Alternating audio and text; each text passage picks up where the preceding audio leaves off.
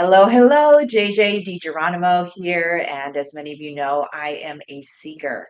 I'm a soul seeker. And while I was writing Seeking, my third book, I was really excited to share the practitioners I visited and the practices that I have been exploring that really help me work from the inside out. And I'm super excited to have Rebekah Hogan with me today because she does a lot of this work with women entrepreneurs that are really looking for more success from the inside out. And so I'm so excited to introduce you to her today. Rebekah, thank you so much for joining us.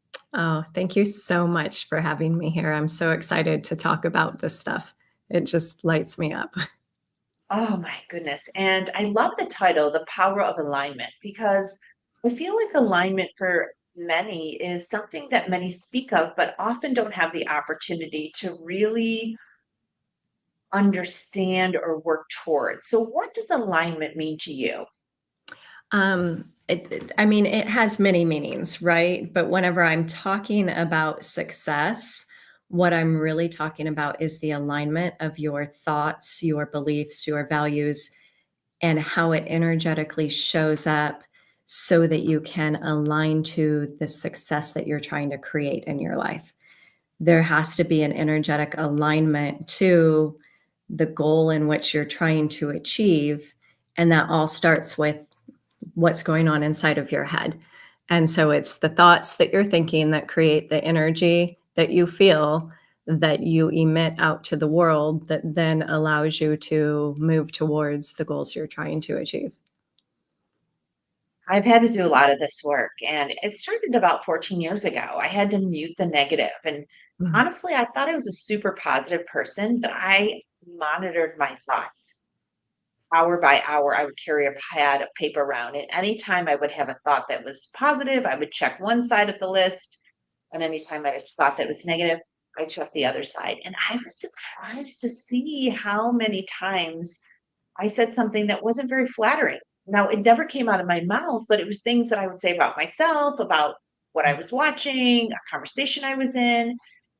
This is not something that comes naturally, this alignment of the positive. So, what do you do and how do you teach people to start with this? Yeah, so I have what's called the 5 pillars of abundant success, and it's the key elements that are critical to manifest anything that you want in life, and alignment is a portion of that. But in order to achieve the alignment, you've got to do other work ahead of time, right? Like you said, you don't just go into alignment. You can't just go, okay, I want to feel alignment. There are tricks, energetic tricks that we can do, but to have your inner voice constantly be in alignment with what you're wanting to create in your future is a process. And so it starts with self-awareness because you can't fix what you don't know. So the keeping the list is fabulous to create that self-awareness, right? Because you didn't even realize how much negativity was going on inside of your head. So the self-awareness is the first part. The second piece is your perspective, and a main component of that perspective being coming from a place of gratitude, being able to see that in which you have to be thankful for, because that is the ultimate state of receiving. And really manifesting is really, it's creating, but it's having to be open to allow to receive, right? And then the third step in that is what I call the self work. So this is self-love, self-compassion, self-grace, self-worth, self-trust. It's all the selves. This is where I say, like, being selfish is your superpower, because your world really does revolve around you. Because if we go back to perspective, how I see myself changes how I see what's outside of me, how I see the world in general. And so we have to do the self work around us. That is when we can start moving into flexibility, because we trust ourselves, because we love ourselves. Whenever we love ourselves and we're not looking outside of ourselves for validation, is when it's okay to fail. It's okay to screw things up. It's okay to have blips in life, because we're not worried about what other people will think about us. And this is when we lean in to the discomfort.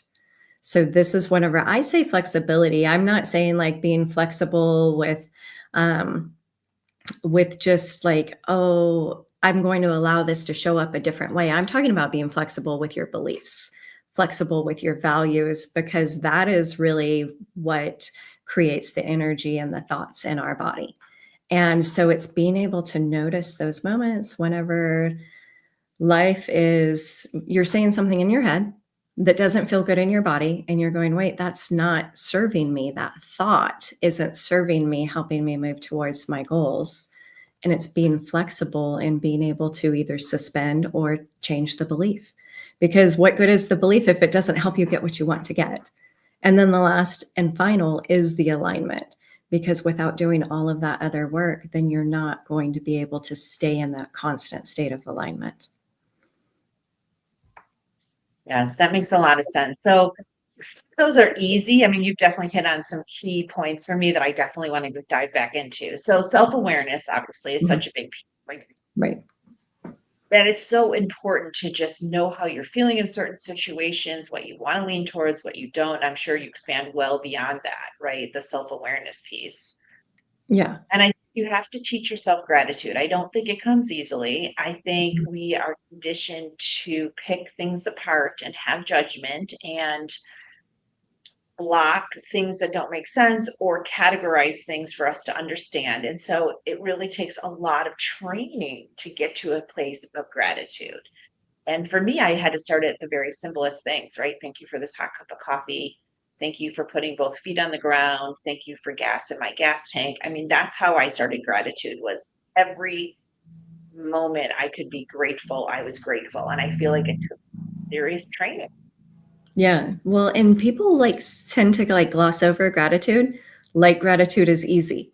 Gratitude is not easy because, as you say, it's so easy to go to actually the negative. We are born with a negative bias, right? Because that is what keeps us alert to have our judgment so that we can be safe, because that's the whole purpose of our brain, is to keep us alive and safe.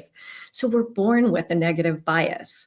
And so we're naturally wired to look for the negative in things, the things that will keep us from being safe. And so to have a gratitude focus is absolutely more than just saying, thank you for this life. Thank you for my home. Thank you for my family. And I love that you said the simple things, because I refer to those as the granular things, like being very, very granular, because we can act really big picture about gratitude. But whenever we can say, oh, thank you for my kids, and then on the backside go, you're complaining in your head about the tone of voice that they used or how much their college is costing, or right. And so you're saying I'm grateful, but then you're picking apart all the little granular things inside of it. And it's like, start with the granular, and then it automatically, all big things are built on the small things, right? So gratitude is huge and not as easy as people think. And I had to start there. I mean, it took me months and months and years to just have be really grateful for just every step of the way. And I thought that, and I read some books, right? Get Rich, Lucky Bitch. That was had a real big piece of gratitude in. That was a really good book for me to just recognize how to have gratitude, like having gratitude for the penny you find on the ground, having gratitude for cart being in the parking lot when you have to bring in a big return. I mean, really simple things, but it trained me to find gratitude. And I feel like that is such a big piece of shifting your frequency, shifting your energy. But I want to tap into the next thing you talk about, which is self love, selfish, being selfish. I think that's super hard for women. Like, how I think when people think of being selfish, they also think of the large things and not the small things that can get us through the day. And like, do you have to take every call or drive every kid or get every kid their favorite snack?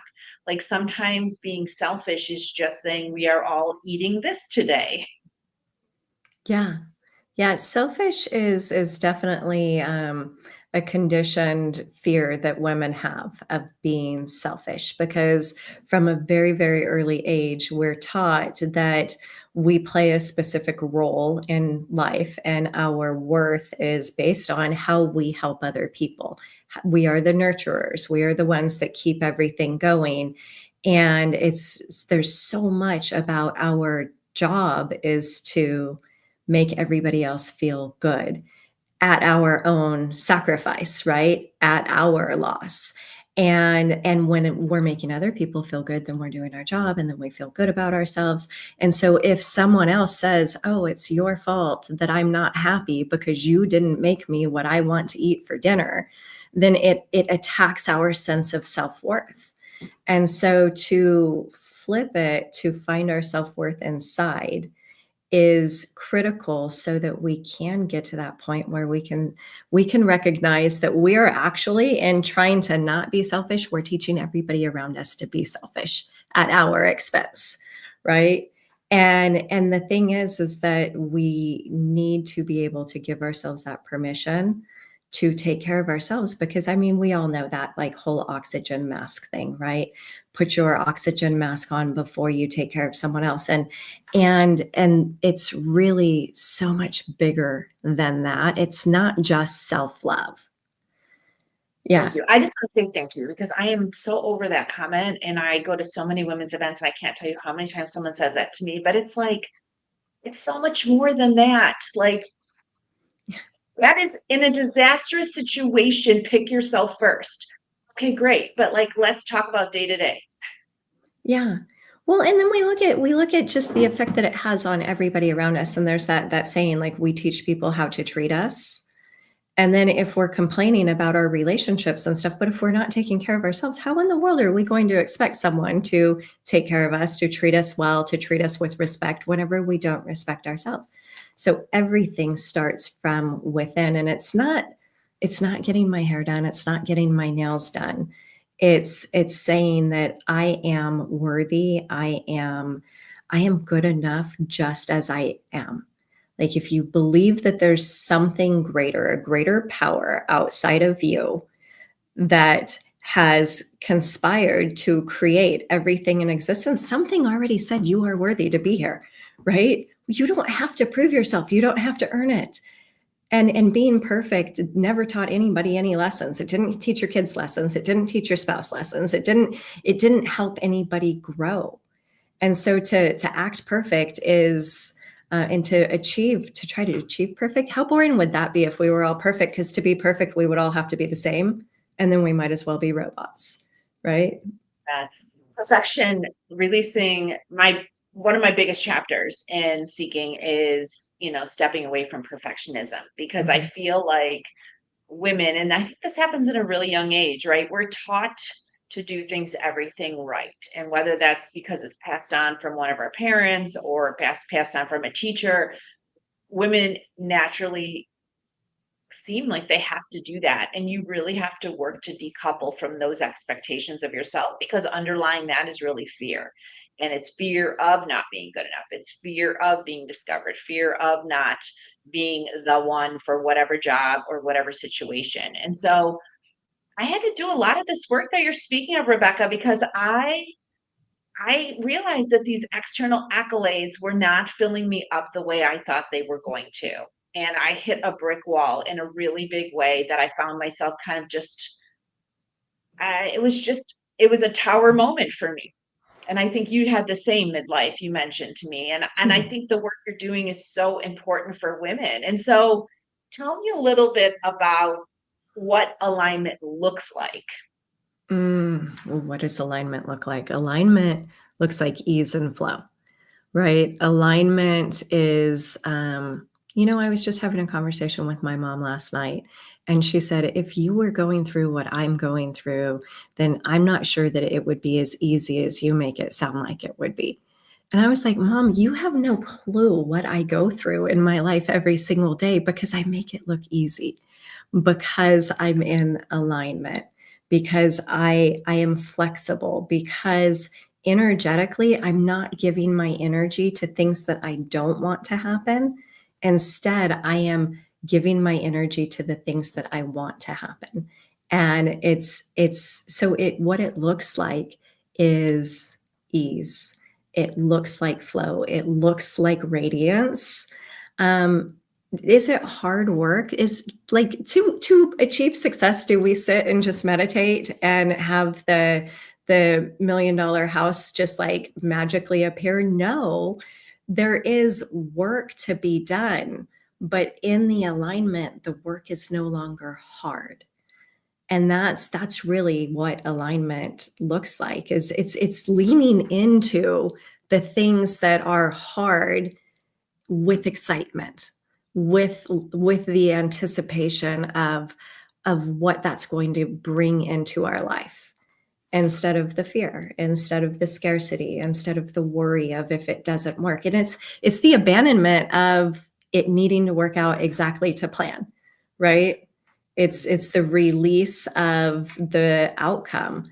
And this is something that I'm sure you've ran into, that I think that when we talk about release from the outcome, it's not saying that I don't want it. It's not like saying, okay, let's create this, but oh, I can't really allow myself to want it because I need to release from the outcome.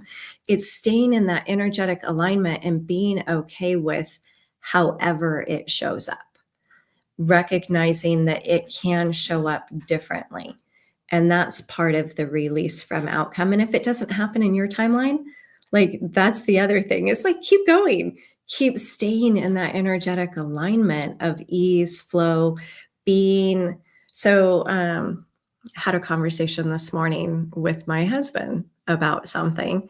And he's like, and I said, look, you imagine how cool would it be if, and you imagine the thing coming to life, what it would feel like. And I said, not, I need this to happen, not from a place of need, from a place of curiosity, from a place of creativity, from a place of just, wouldn't that be freaking awesome? Right. And then be okay with, if it doesn't happen today, just be like, yeah, it'll still be awesome when it happens, and keep going with that. And whenever there's a setback, you don't go, oh, see, there it goes. That's we have a tendency to just go, oh, it's out the door. It's not going to plan. It's never going to happen. And instead it's going, okay, well, that one wasn't supposed to be meant to be. So then you lean into the next one, right? And when things get tough, that is the expansion point. That's when we really lean in. And that's what alignment looks like, right? Is being excited about leaning into that threshold of hard. Well, I agree with you wholeheartedly. And I would say that I wish I knew you in 2016 when I was going through this, because it would have made it a lot easier for me. I ended up running around to, over 50 energy practitioners trying to figure out, how do I move from working from the outside. Mhm. And just since I've known you, I love your Instagram posts. Mhm. Rebecca's Instagram is below, so you can check it out. But one of my favorites is stop chasing, right? Stop chasing what you think is best for you. Stop chasing and start attracting. And that sort of encompasses the conversation you had this morning with your husband, is like, things will come to you that are made for you. And I always say, if not this, then better.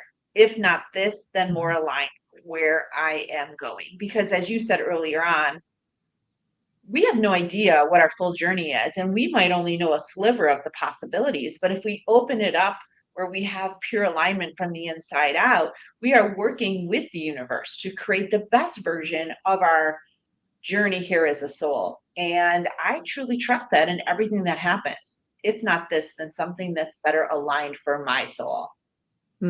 I love that so much. I love that so much. And that's where the self-love, the self-work comes into play, right? Is being in the trusting that it's okay if this isn't it. Because whatever we don't love ourselves, then we judge the outside world against us to either make ourselves feel worse or to make ourselves feel better. And the judgment comes in play. And anytime we judge something, we're resisting something, which then pushes away that which we are trying to attain, because we think that that thing's going to make us feel better. And so that's again where we have to go back to that self love piece so that we can get to that alignment piece, so that we stop judging ourselves and we're okay in the messy middle getting to that other thing. But the thing is that you're never going to get the thing until you're okay being in the messy middle, until the messy middle is the place to be. You're just like Yeah. soaking in life. Let me dive into that messy middle. I'm a big believer that we project our existence, we project our experiences. And so we attract the lesson we need when we need it. And I think you can really jump over some of these hard lessons and hurdles if you do shift the focus internally. And you talk a lot about that. Mastering the inner world is the secret to success. And I love that post of yours on Instagram. Mastering the inner world is the secret to success. And I feel like that for me has been so powerful because when I started making that shift from stretching and striving to achieve and get those accolades, recognitions, and metrics that said I'm good enough, when I shifted to, sort of living from the inside, how does this make me feel? Do I want to lean into this? Is this the work I feel like I should be doing? What magic can I see happening right now through the gratitude? It's amazing how much more beautiful my outside world has become and the opportunities that have presented themselves because I am at a different frequency. I'm aligned to a higher energy and I'm attracting higher energy. Yeah. Yeah, 100%. I mean, so I had a vision of, I wanted to move to Maui. I wanted a house in Maui. And someone one time asked me, like, "Why do you want that house in Maui?" And I looked at her like she had 5 heads. Like, "What are you stupid? Like, everybody wants to move to Maui, right?" And she's like, "No, I don't understand it because you have a business, you have this. How are you going to make it work?" And in that moment, I realized the reason I wanted to move to Maui was because I wanted to run away from my life I had, all of the work to get the accolades, to prove that I was worthy. And it was only when I no longer needed it that it became available to me. Right. And now I have my house in Maui. I have the exact view that I had been holding. I had put a 1-year timeline on it. The 1 year came and went, and I didn't achieve it. And I was like, whatever. And life felt like it was like really hard. Like, there's no way this is going to happen. And I'm like, still holding the vision, still holding the energy. But then I didn't need it because I realized like I can be happy right where I'm at. I can be happy anywhere I'm at. And it was in that then I was able to find the opportunity. And then it's like, oh, it was so freaking easy, right? And it can be easy, but I think that as a society, we're also conditioned not to allow ease. And I think that's something big that we have to get over because we're looking for that approval outside of ourselves. So we have to show how hard we worked for everything that we have. And so part that goes back to the self-love piece, right? Because we need to be able to not need to prove ourselves because then we just make the journey hard. Mm, so amazing. And I could not second what you're saying more. I mean, I really feel like when I finally started living from my inside out and I started appreciating all that I have accomplished, but also appreciating how tired I was, and also like that I can only do so much, but whatever I do, make it meaningful, make it impactful. Send me the work you want me to be working on rather than me Yeah. trying to finish my own work. And I think for a lot of us, it's that shift is the most powerful shift you can make down here on planet Earth, I believe. And I feel like it is amazing when you do make the shift, how much easier it is to flow through the things that are for you. And I think that's the most amazing thing. And so the power of alignment, I can attest to it. I know you're working with so many women across the world that are leaning on you and your framework to really help them shift the focus from the outside to the inside that then creates the external impact. So just so honored you joined me here, Rebekah. Do you have anything that you're working on in 2025 you want to share?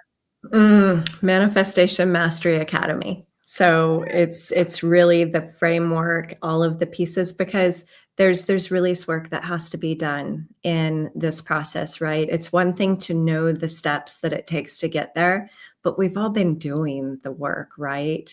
And people go, okay, I'm good. I've done the work. And it's like, yeah, but if you're not getting the results, we still have more to release. And there's always constantly, every time you hit the next level, to level up, you have to do more release work, right? It's a spiritual evolution. And so the Manifestation Mastery Academy helps guide people through that spiritual evolution faster, easier, with more flow, more abundance, so that you can achieve what you want to achieve.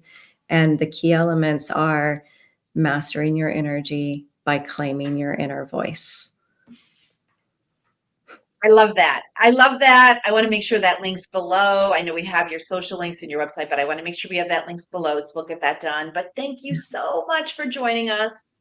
I love people that can share their journey and how it has created an opportunity for others. And I feel like your work, your midlife journey, and even the work you do today is such a perfect example of leaning into the flow and aligning with a higher power. So thank you so much for joining us. Thank you so much for having me. It was such a pleasure.